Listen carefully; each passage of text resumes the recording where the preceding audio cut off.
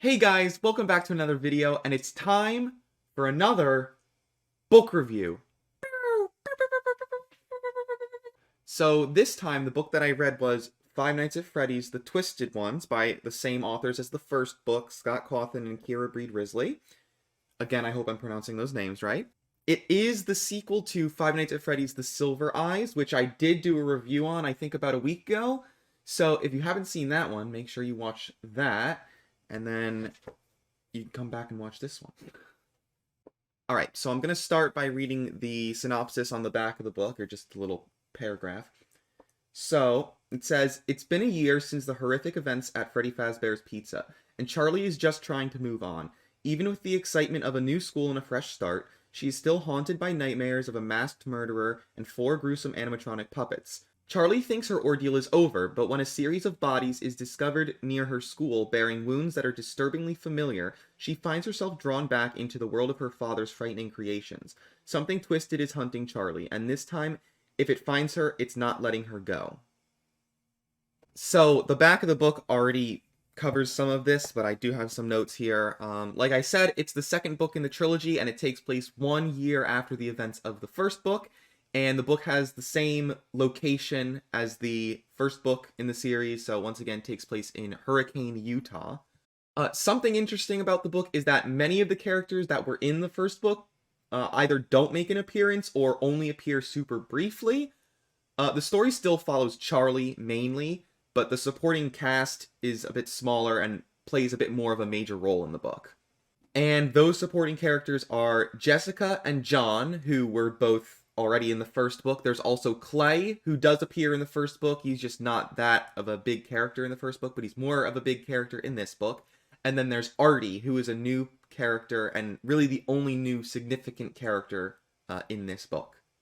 I think lowering the amount of characters compared to the first book was a good idea, because it gives the story more room to breathe, and it allows for the few characters in the book to be more well developed, as opposed to having a ton of characters that are only like partially developed. I think it worked out better.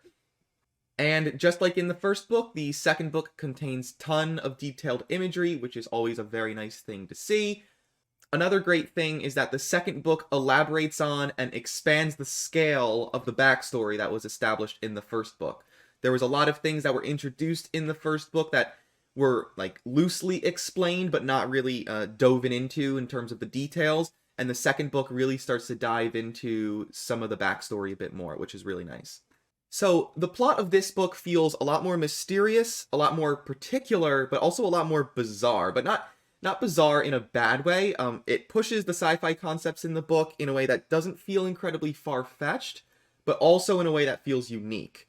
So, like, it feels like within the rules that are established in the story, that, like, the book follows those rules, but it also expands on its concepts a lot more, and also, like, pushes the boundaries of those concepts. Something that I did notice about this book is that this book is a lot more intense than the first book, and I've already started reading the third book, and the trend that I've noticed is that as you progress through the trilogy, the plot becomes a lot more intense and a bit more dark. That's not really a bad thing, it's just something to take note of. And because of the vivid imagery I was talking about before that the book provides, things like the gore that they describe can be kind of unsettling to read about, which might be a bit much for some people, but I didn't necessarily mind it. Just another thing to take note of. I do think that the pacing of this book was a lot better than the first book because of the fact that there weren't as many characters to bounce between. And just like I had talked about in the first book, the moments of suspense are truly great, arguably even better than in the first book. This book also has its fair share of kind of small plot twists, and some of the plot twists are very direct, and some of them are a bit more subtle. Maybe that's me just trying to flex my knowledge of the Five Nights at Freddy's franchise, but either way, the twists are still there, and they are still great. If I had to change one thing about the book, I would say that the book is just a little bit too short. It introduces a lot of new plot points that I wish they were elaborated on a little bit more. I know that there's a chance that these things will get elaborated on in the third book, but I feel like this book, being so short, could have benefited from fleshing out a lot of those new ideas that were introduced, rather than leaving them entirely shrouded in mystery. I do hope that they elaborate on them more in the third book. I've already started it. We'll have to wait and see.